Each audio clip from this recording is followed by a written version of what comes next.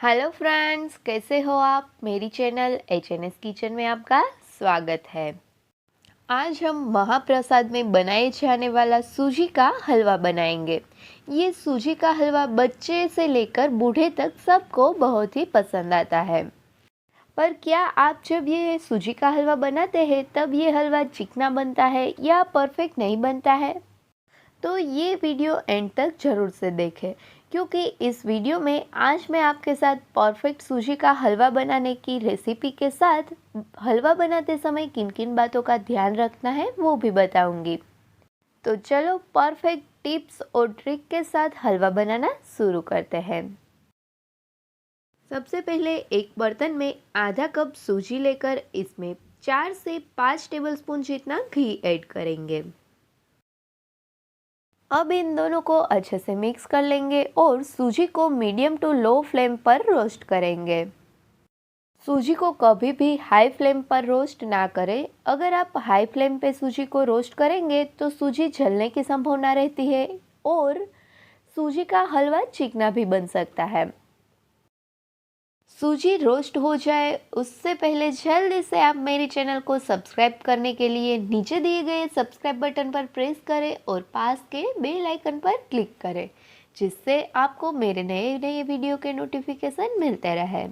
Perfect सूजी का हलवा बनाने के लिए सूजी को गोल्डन ब्राउन कलर का हो जाए तब तक रोस्ट करना है।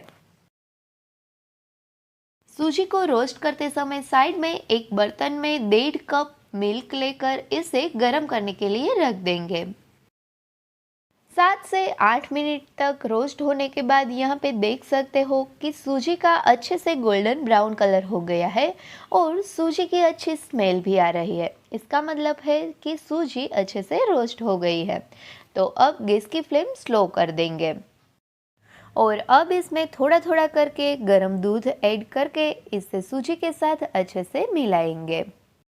1.5 कप दूध ऐड करने के बाद अब इसमें 4 से 5 टेबलस्पून जितनी चीनी ऐड करके इसे भी अच्छे से मिला लेंगे। चीनी अच्छे से पिघल जाए तभी इसमें चुटकी भर इलायची पाउडर ऐड करेंगे। अब इसे लगातार चम्मच से चलाते हुए मीडियम टू हाई फ्लेम पे हलवा को कुक करेंगे। जब तक सूजी सारा मिल्क एब्जॉर्ब ना कर ले तब तक इसे कुक करेंगे।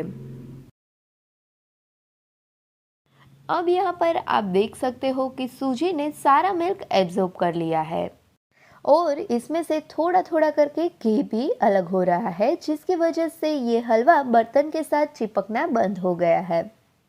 तो अब इसमें 1/4 cup chopped dry fruit add करके इसे अच्छे से मिक्स कर लेंगे और गैस की फ्लेम बंद कर देंगे। अब ये हमारा महाप्रसाद के लिए सूजी का हलवा बनकर तैयार है। हलवा थोड़ा ठंडा होने के बाद देख सकते हैं कि ये मस्त खिला खिला और दानेदार बनके तैयार हो गया है। तो चलो इस मस्त दानेदार और टेस्टी सूजी के हलवे को महाप्रसाद के लिए एक बाउल में लेकर उसके ऊपर थोड़े से चॉप्ड ड्राई फ्रूट ऐड करेंगे और तुलसी का पत्ता रखकर भगवान को भोग चढ़ाएंगे। तो आप भी इस महाप्रसाद को घर पे जरूर से ट्राई करना और मुझे कमेंट करके बताना कि आपको मेरी रेसिपी कैसी लगी। अगर रेसिपी पसंद आए तो वीडियो को लाइक करना और अपने फ्रेंड्स के साथ शेयर भी करना। और हाँ, मेरी चैनल को सब्सक्राइब करना मत भूलना। Thank you, see you soon.